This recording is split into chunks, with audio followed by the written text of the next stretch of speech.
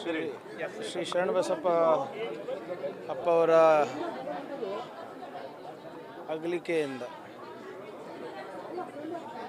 ಬಹುಶಃ ಇವತ್ತು ಬರೀ ಕಲಬುರಗಿ ಜನರಿಗಲ್ಲ, ಬಸವ ಹಾಗೂ ದಾಸೋಹ ಪರಂಪರೆಗೂ ಕೂಡ ತುಂಬಲಾರ್ದಂಥ ನಷ್ಟ ಆಗಿದೆ ಅಂತ. ಬಹುಶಃ ಶತಮಾನಗಳಿಂದ ಬಸವ ತತ್ವ ದಾಸೋಹವನ್ನು ಆಚರಿಸ್ಕೊಂಡು ಸಂಭ್ರಮಿಸ್ಕೊಂಡು ಮುಂದಿನ ಪೀಳಿಗೆ ಒಂದು ಉದಾಹರಣೆಯಾಗಿ ಅವರು ತೋರಿಸ್ಕೊಟ್ಟಿರುವಂಥ ಸಂಸ್ಥೆಯಿಂದ ಬಂದು ಅವರಿಗೆ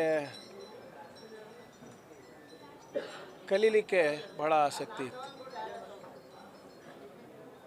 ಯಾಕಂದರೆ ನಾನು ಬಹಳ ಹಲವಾರು ದಶಕಗಳಿಂದ ಅವ್ರಿಗೆ ನೋಡ್ತಾ ಇದ್ದೆ. ನಮ್ಮಂಥ ಯುವಕರ ಜೊತೆ ಕೂಡ ಯಾವುದೇ ಟಾಪಿಕ್ನಲ್ಲಿ ಚರ್ಚೆ ಮಾಡುವಂಥಷ್ಟು ಆಸಕ್ತಿನೂ ಇತ್ತು ಮತ್ತು ಕಲೀಲಿಕ್ಕೆ ಕುತೂಹಲ ಕೂಡ ಇತ್ತು. ಮತ್ತು ಖರ್ಗೆ ಸಾಹೇಬ್ರ ಜೊತೆ, ಧರಮ್ ಸಿಂಗ್ ಸಾಹೇಬ್ರ ಜೊತೆ ಅವರ ಒಡನಾಟ ಭಾಳ ಇಷ್ಟಿತ್ತು. ಮೊನ್ನೆನೂ ಕೂಡ ನಾವು ಅವರಿಗೆ ಹಾಸ್ಪಿಟ್ಲಲ್ಲಿ ನೋಡ್ಕೊಂಡು ಬಂದಾಗ ಖರ್ಗೆ ಸಾಹೇಬ್ರಿಗೆ ಹೇಳಿದ್ದೆ, ನಾನು ಹೀಗೆ ಶ್ರೀಗಳ ದರ್ಶನಕ್ಕೆ ಹೋಗಿದ್ದೆ, ಭೇಟಿಯಾಗ್ಲಿಕ್ಕೆ ಹೋಗಿದ್ದೆ ಅಂತ ಹೇಳಿದಾಗ ಖರ್ಗೆ ಸಾಹೇಬರು ಹೌದು, ಮುಂದಿನ ಸರಿ ನಾನು ಗುಲ್ಬರ್ಗಾಗೆ ಹೋದಾಗ ನಾನು ಅವರಿಗೆ ವೈಯಕ್ತಿಕವಾಗಿ ಭೇಟಿಯಾಗಿ ಬರ್ತೀನಿ, ಅವ್ರ ಮನೆಯಲ್ಲಿ ಅಥವಾ ಹಾಸ್ಪಿಟ್ಲಲ್ಲಿದ್ದರೆ ಎಲ್ಲಿದ್ರೂ ಹೋಗಿ ಬರ್ತೀನಿ ಅಂತ ಹೇಳಿದರು. ಸೊ ಈಗ ಈ ಸುದ್ದಿಯನ್ನು ಕೇಳಿ ಅವರಿಗೂ ಕೂಡ ಭಾಳ ನೋವಾಗಿದೆ. ಯಾಕಂದರೆ ಧರಮ್ ಸಿಂಗ್ ಸಾಹೇಬರು, ಖರ್ಗೆ ಸಾಹೇಬರು ಮತ್ತು ಈ ಭಾಗದ ರಾಜಕಾರಣಿಗಳು ಇನ್ಕ್ಲೂಡಿಂಗ್ ಕಮ್ರುಲ್ ಇಸ್ಲಾಂ ಅವರಿರ್ಬೋದು, ಎಲ್ಲನೂ ಕೂಡ ಈ ಪರಂಪರೆಯಲ್ಲಿ, ಈ ಸಂಸ್ಥಾನದಲ್ಲಿ ಮತ್ತು ವೈಯಕ್ತಿಕವಾಗಿ ಅವ್ರ ಮೇಲೆ ಭಾಳಷ್ಟು ನಂಬಿಕೆ ಇಟ್ಟಂತೆ.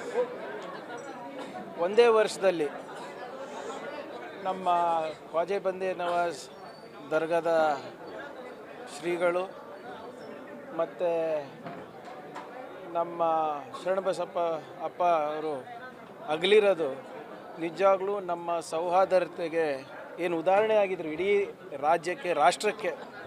ಎಲ್ಲರೂ ಇವರು ಕಲಬುರಗಿಯ ಎರಡು ಕಣ್ಣಂತ ಇದ್ರು. ಅದಕ್ಕೆ ಇವತ್ತು ಒಂದು ದೊಡ್ಡ ನಷ್ಟ ಆಗಿದೆ ಅಂತ ನಾನು ಹೇಳಲಿಕ್ಕೆ ಬಯಸ್ತಾ ಇದ್ದೀನಿ. ಈ ಸಂದರ್ಭದಲ್ಲಿ ಅವರ ಕುಟುಂಬದವರಿಗೆ, ಭಕ್ತಾದಿಗಳಿಗೆ ಅಪಾರವಾದಂಥ ಶಕ್ತಿ ದೇವರು ನೀಡಲಿ ಅಂತ ಕೇಳ್ಕೊತಾ ಇದ್ದೀನಿ.